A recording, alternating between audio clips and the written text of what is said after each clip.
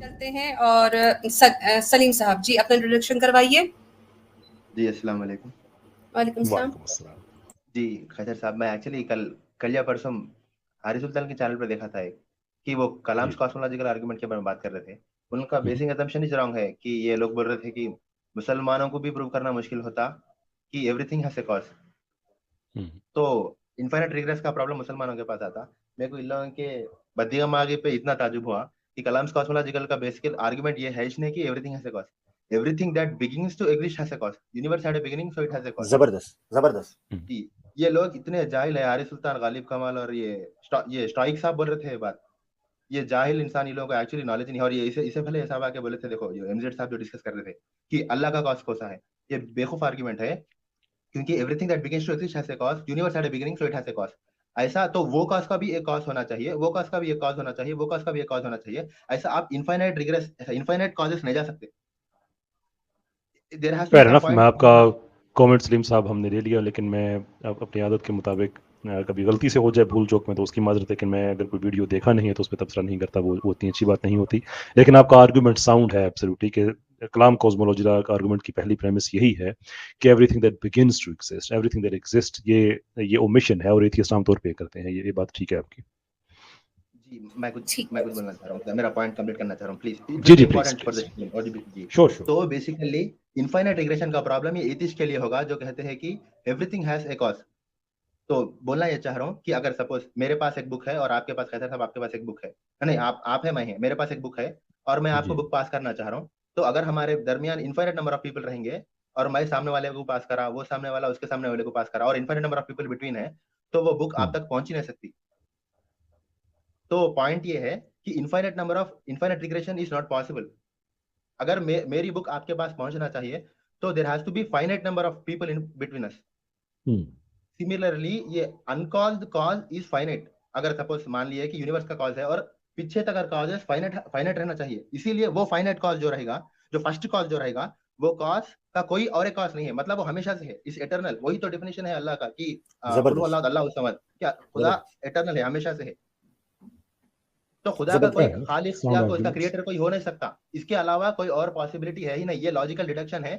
یہ جو ایتھیسٹ کو, اور یہ کو اسٹام پائلٹ صاحب اور سچ والا صاحب اور راج صاحب, یہ لوگ بھی انفائنائٹ ریگریشن کے بارے میں بات کرتے ہیں. یہ بیوقوف لوگ, یہ لوگ کچھ بھی نہ معلوم, اس لیے یہ لوگ ایتھیسٹ ہے, ان کی نالج کی کمی ہے. تو یہ پوائنٹ کو دیکھیں, میں ان کا دو تین لوگ ایسے ہیں سلیم بھائی کہ ان کا مجھے بڑا رویہ بڑا عجیب لگتا ہے.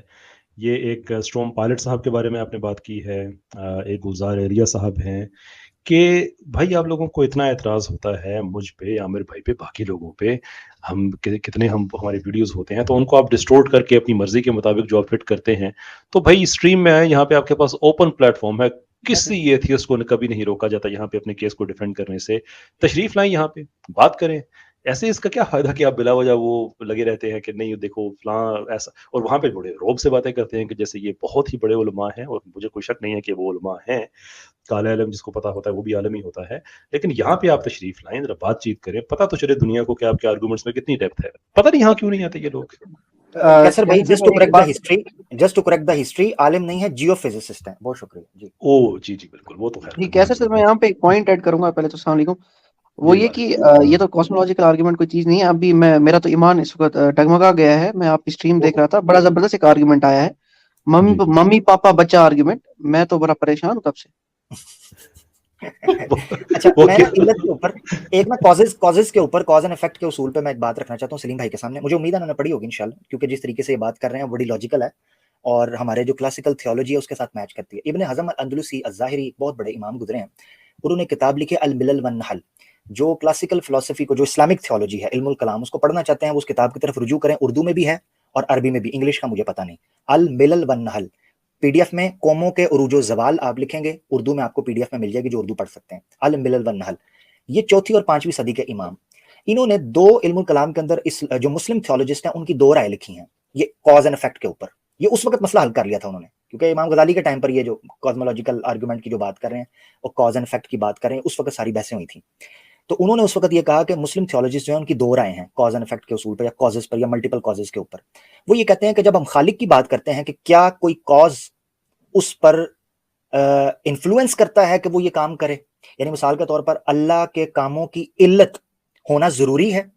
اللہ کے اعمال یا افعال کی یا اس کے کام کی علت ہونا، کاز ہونا ضروری ہے یا نہیں ضروری؟ اس کے اوپر باقاعدہ بحث ہوئی ہے، کیونکہ ان کا کہنا یہ ہے کہ اگر یہ مانا جائے کہ کاز ہے تو یہ انفلوئنس کر رہا ہوگا اللہ کو کہ وہ یہ کام کرے، کیونکہ علت معلول کو مجبور کرتی ہے یا معلول علت کو مجبور کرے، لازم و ملزوم ہے، یہ سائمنٹینیسلی ایگزسٹ کرنے کا ڈیمانڈ کرتے ہیں کہ میرے پاس اگر کوئی چیز ہے تو میں اس کو کروں۔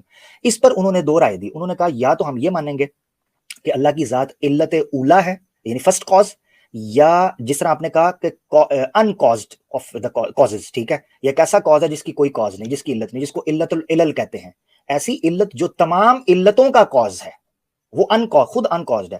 دوسری چیز انہوں نے کہی ہم یہ مانیں گے کہ اس کے کسی قسم کے بھی کام کی کوئی علت نہیں ہے جو اس کو انفلوئنس کر سکے۔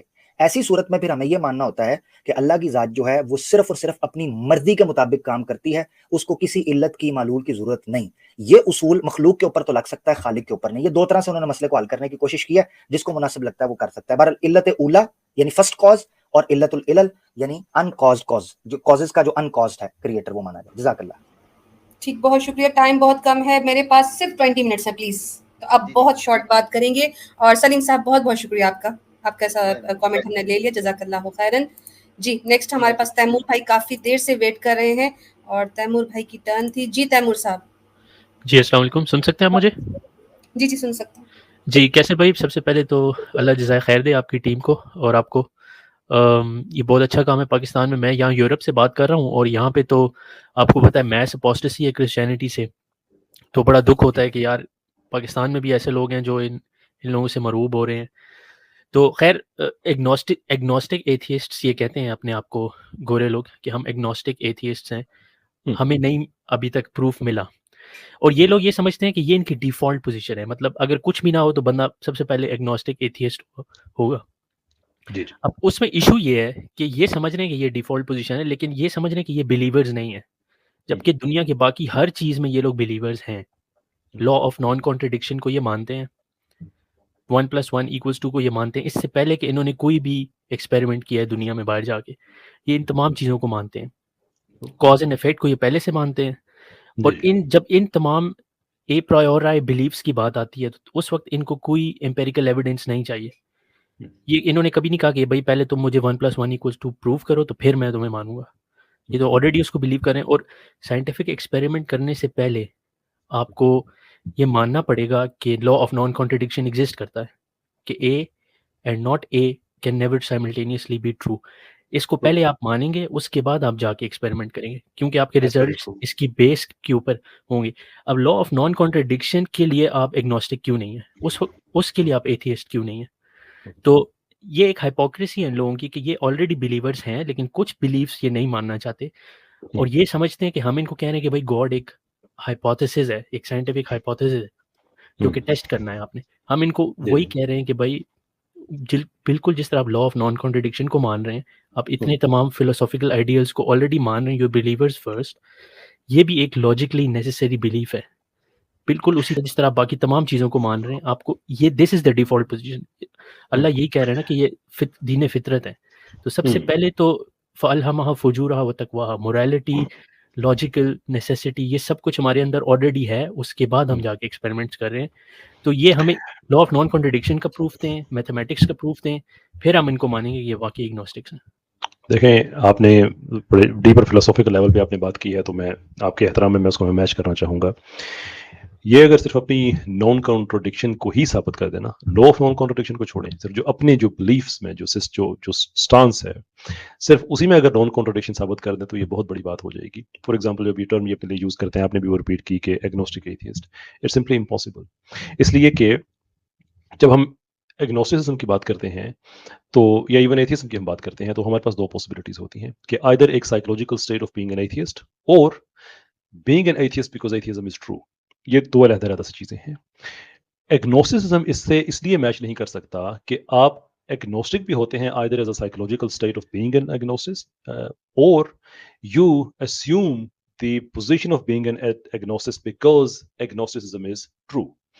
پرابلم میں ساری بات میں کیا ہے؟ پرابلم یہ ہے کہ فلسفی میں ایک چیز کی بڑی اہمیت ہوتی ہے جسے پروپوزیشن کہا جاتا ہے، اور نارملی جس چیز کے اینڈ میں ازم آتا ہے وہ پروپوزیشن ہی ہوتی ہے فلسفی میں۔ Now, if someone is agnostic, और वो एग्नोस्टिक इसलिए है कि वो एग्नोस्टिसिज्म को एक प्रोपोजिशन के तौर पे ठीक मानता है, तो उसको फिर एग्नोस्टिक इसलिए कहा जाएगा कि उसके लिए एग्नोस्टिसिज्म बिल्कुल दुरुस्त है। और एग्नोस्टिसिज्म अगर बिल्कुल दुरुस्त है तो ये नेसेसिटेट करता है कि एग्नोस्टिसिज्म के अलावा जो कुछ भी है वो सारा कुछ गलत है, इंक्लूडिंग एथियज्म। तो ये हो ही नहीं सकता कि आप एक ही वक्त में एग्नोस्टिक भी हों और एथियस्ट भी हों। You have to violet the all necessary laws of philosophy, और उसकी कोई लॉजिकल रीजन नहीं है। आप कैसे हो सकते हैं कि ये बिल्कुल आप ये कहें कि मेरे लिए स्याह रंग ही ठीक है, देयरफॉर बाकी सारे के सारे रंग जो है वो गलत हैं, and it's logically make sense कि स्याह ही जो ठीक है बाकी सारे तो ऑटोमेटिकली गलत हो जाते हैं। तो as a matter of proposition आप एग्नोस्टिक हैं, देन इट नेसेसरली रिक्वायर्स कि एवरीथिंग इंक्लूडिंग एथियज्म गलत है। ये इस कॉन्ट्रडिक्शन से ही बाहर नहीं आ सकते। पर अगेन आई जो मैंने बात की है, मैं बगैर किसी तकब्बर के मैं कहना चाहूंगा कि I am not entirely sure कि इस आर्गूमेंट की आम एथियस्ट, वो भले यूके में हो या पाकिस्तान में हो या अमेरिका में है, उसको इसकी समझ भी है, क्योंकि ये जो यूनिवर्सिटीज़ के डिपार्टमेंट ऑफ फिलोसफीज हैं, ये आर्गूमेंट्स वहाँ पे डिस्कस किए जाते हैं, एंड दैट इज़ वाई जो बड़े पावरफुल एग्नोस्टिक दुनिया में है, जो बड़े powerful in terms of knowledge और जो बड़े पावरफुल एथियस्ट हैं, वो क्लियर है इस बात में कि agnosticism is agnosticism, atheism is atheism. जी, एक चीज़ और पे कमेंट कर दीजिए कि मैंने कहा था they are all believers first, ये किसी न किसी चीज़ में बिलीव कर रहे हैं, और दुनिया की जिस चीज़ को भी ये मानते हैं उसके लिए इनके पास कोई साइंटिफिक, इन्होंने खुद कोई एक्सपेरिमेंट नहीं किया, ना इन्होंने कोई लूसी का जाके फॉसिल देखा है, दे हैवंट डन। सो इनको जो कुछ मिल रहा है वो नॉन साइंटिफिक इंफॉर्मेशन सोर्सेज से मिल रहा है, चाहे वो टीचर्स हों, वो बुक्स हों, वीडियोस हों, they haven't done the experiment themselves. और देखिए, ये बात तो मैं बहुत दफ़ा कह चुका हूँ, कदा कलामी की माजरत, मैं बहुत दफ़ा कह चुका हूँ कि ईमान तो ईमान है ही, बल्कि मेरा एक फेसबुक पे, यूट्यूब पे आपको वीडियो भी मिल जाएगा, अनदेखी चीज़ों पर ईमान, कि इस दुनिया में इम्पॉसिबल है कि आपको हर चीज़ का नॉलेज मिल जाए, आपने अनदेखी चीज़ों पे ईमान ज़रूर लाना है, जिसकी एग्जांपल्स में मैंने चीज़ें कोट की हैं जो आप अभी जो आपने अभी शेयर की, कि मैं इवोल्यूशन को इसलिए ठीक मानता हूँ कि मैं किसी की बात पे ईमान लेके आया हुआ हूँ, मेरा कोई ज़ाती कोई मुशाहिदा नहीं है। बिग बैंग को मैं इसलिए ठीक मानता हूँ कि मैंने किसी साइंटिस्ट की बात पे मैं ईमान लेके आया हूँ, मेरे लिए वो अनदेखी चीज़ है, there is no way possible कि मैं उसको देख सकूँ। तो बिलीफ तो हर चीज़ में है, there is absolutely no question about it. Even ये भी एक बिलीफ है कि खुदा नहीं है, क्योंकि उसका फिर एविडेंस देना पड़ जाता है ना, वहाँ से ये फिर एग्नोस्टिकिज्म को साथ में शामिल कर देते हैं बीच में कि एविडेंस ना देना कहीं पड़ जाए। एक एपिस्टेमिक स्टेटस जरूर अस्यूम करना है, लेकिन सबूत न देने से बचने के लिए, सबूत देने से बचने के लिए साथ करना है। बाकी आपकी बात ठीक है कि लिटरली हर चीज़ हमारे बिलीफ सिस्टम पे चल रही है, इनका भी ऐसा ही बिलीफ है और अनदेखी चीज़ों पे बिलीफ है। जज़ाकल्लाह, thank you.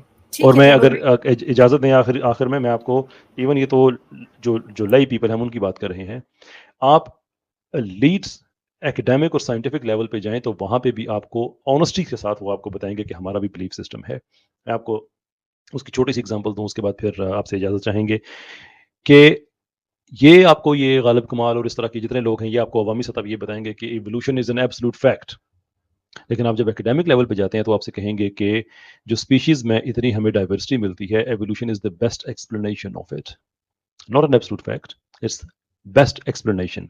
But how do we know कि ये बेस्ट एक्सप्लेनेशन है? एंड द आंसर इज कि हमारे पास जितना डेटा आता है उसकी हम जो इंटरप्रिटेशन करते हैं, उस डेटा की इंटरप्रिटेशन में हम अपना फेथ प्लेस करते हैं कि हमने इसकी ठीक इंटरप्रिटेशन की है। यानी कि डीपर लेवल पे जाएं तो इवन एवोल्यूशन भी जो, वो भी एक स्टेटमेंट ऑफ फेथ है, क्योंकि वो बेस्ट एक्सप्लेनेशन जो है एब्सोल्यूट फैक्ट जो नहीं है। तो बेस्ट एक्सप्लेनेशन का मतलब ये है कि हमने ईमान लेके आए हुए हैं अपनी तशरीह पे, जो कल गलत भी साबित हो सकती है। तो बिलीफ के बगैर तो कुछ भी दुनिया में नहीं चलता। जबरदस्त। हजरत कैसर भाई, वो जूलियन हक्सले ने जो किताब लिखी है बकायदा, रिलीजन विदाउट रेवलेशन, वो सारी इसी चीज के ऊपर रखी है कि ह्यूमन नेचर कैसे इन चीजों पे काम करती है, बिलीफ सिस्टम कैसे आपके अंदर सिंक्रनाइज किया हुआ है।